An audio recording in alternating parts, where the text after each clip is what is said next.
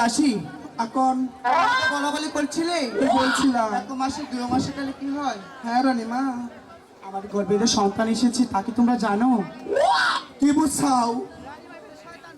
তাই শোনো, শয়তান না, এই দিকে শোনো, সন্তান। আমার সন্তান নিয়ে কখনো আনার কোনার কথা বলবে না। তোমরা জানো কি বলছিলে? কি বলছিলা? 1 মাসে গেলে কি হয়? হ্যাঁ 6 মাস কিন্তু শেষ হয়ে গেছে, তাই না? হয়েছে। এখন 7 মাস পড়েছি। হ্যাঁ রানীমা, আর 7 মাসে আমাকে 7 দিতে হবে। ওগো রানীমা, আমি তো কিছু জানি না। তাহলে শোনো,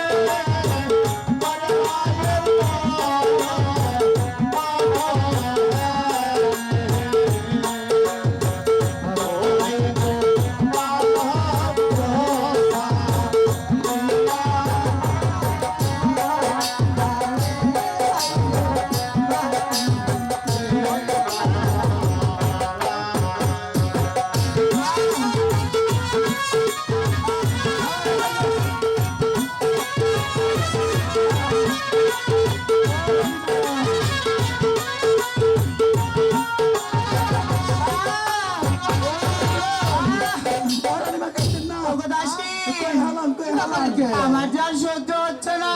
কি হয়? আমাকে আমাকে একটু হসপিটালে নিয়ে চলো। হসপিটালে নিয়ে এলাম না, আপনি ভালো নন। আইসে বুঝছি রানী মারে। কি হয়েছে? শুনে একটা কথা বলি, হ্যাঁ বলো বলো। রানীমার হাতে কোনো হানে যাবো না। কে?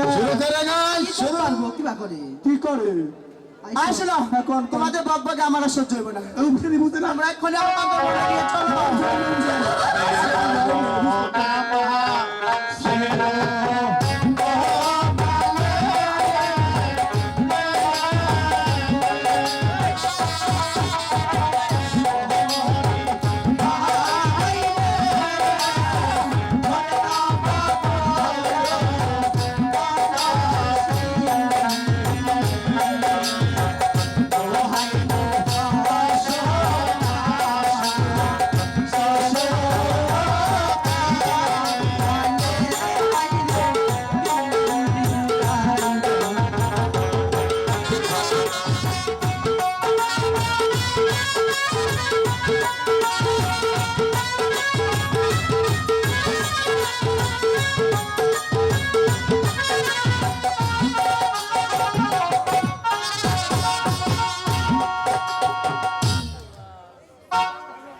Hello hello.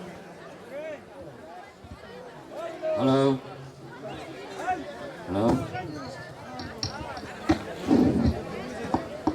হ্যালো হ্যালো স্বামী স্বামী গো, সনেকা ওই দয়াল ভগবান আমার 6টি পুত্র কেড়ে নিয়ে একটি মানিক আমার বুকে ফিরিয়ে দিয়েছে। ওগো স্বামী, তাই বলছিলেন কি আমার সন্তানের যে নামকরণ করতে হবে, এই নামকরণ করার জন্য আপনি গণক ঠাকুরকে ডেকে নিন না। তাই ডাকছি আমি। এই কে আছিস গণক ঠাকুরকে পাঠিয়ে দে।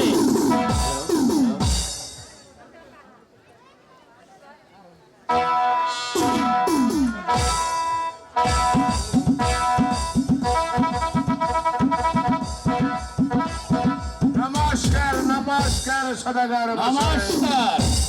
আমাকে কি জন্য স্মরণ করেছেন সদাগর মশাই? শোনেন গণক ঠাকুর, আমার 6টি পুত্র হারিয়ে পুনরায় ওই ভগবান আমাকে একটি সন্তান দান করেছে, তাই আমার এই সন্তানের সুন্দর একটি নাম রেখে দিন। আমি তাই করছি সদাগর মশাই। তাই করো। আমার প্রতিবন্ধ খুলে দেখছি।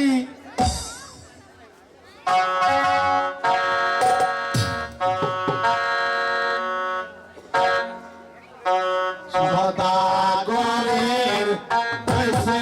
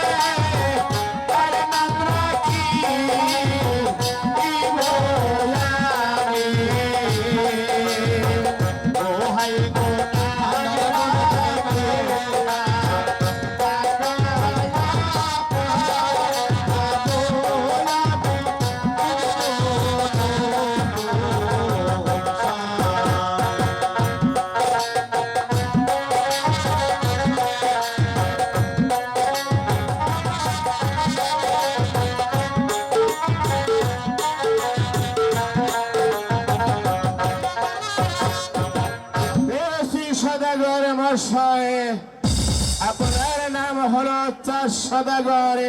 আপনার নামের সাথে নাম মিলিয়ে রাখা হলো সোনার লেখায় লক্ষ্মী। ওই জমিদারের নাম হয়েছে এই নাম টাকাতে খুশি হয়ে আপনাকে 5,000 স্বর্ণ মুদ্রা দান করলাম। ভগবান ভগবান 5,000 স্বর্ণ মুদ্রা আমারে দান করছে, আমার কাছে চুপ ঢুকবার নেই গা। 5,000 টাকা আমি আমার তাওর কাছে থুয়া যায়, আমার বাড়িতে জানি সিং না খুদে ধরেন চিন্তা ওই এটা জমা ছুইলাম। তাহলে আমি এখন আসতে পারি সদাগর মশাই? আসতে পারে। নমস্কার নমস্কার নমস্কার। চলো চলো চলে এখন আমরা অন্তঃপুরে চলে যাই। তাই চলুন।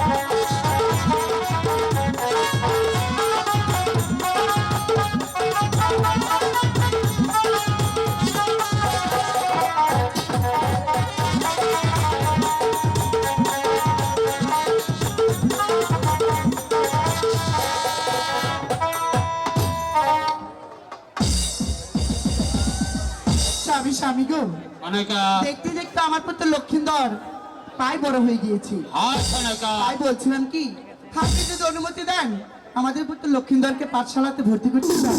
হাত অনেকা আমি বাবা লক্ষিন্দরের পাঠশালায় ভর্তি করে দিয়ে তাদের শিক্ষিত করে মানুষের মাথা মানুষ করে তোলা।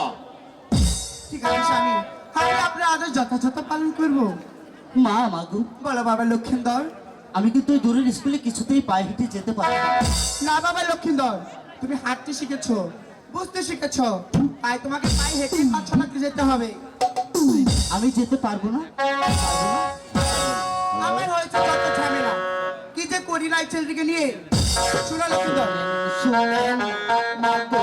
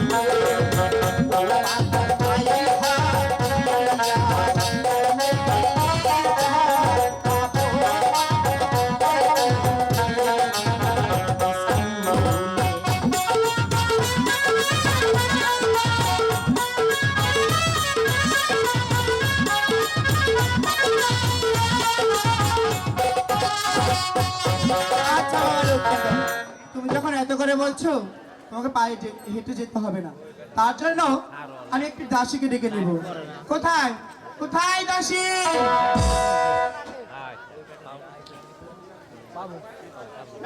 শুনো দাসী, বলুন রানীমা। আমার পুত্র লক্ষিন্দরকে তুমি কুলে করে নিয়ে ওই পাঠশালাতে যাবি, আর আমার বুকের মানিক বুকে ফিরে নিয়ে আসবে, কেমন? ঠিক আছে রানীমা, তবে আমি তাই করবো। শোনো বাবা লক্ষিন্দর, ওই দাসীর সাথে মনোযোগ দিয়ে লেখাপড়া করবে, মাস্টার মশাই যা বলে মনোযোগ দিয়ে শুনবে, ঠিক আছে কারোর মা। সাথে দুষ্টুমি করবে না কিন্তু।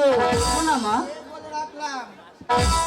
শোনো লক্ষিন্দর, তুমি তো বেশ বড় হয়েছো, চলো আমরা দুজন হেঁটে হেঁটে চলে যাই। ঠিক আছে, তবে তাই চলো।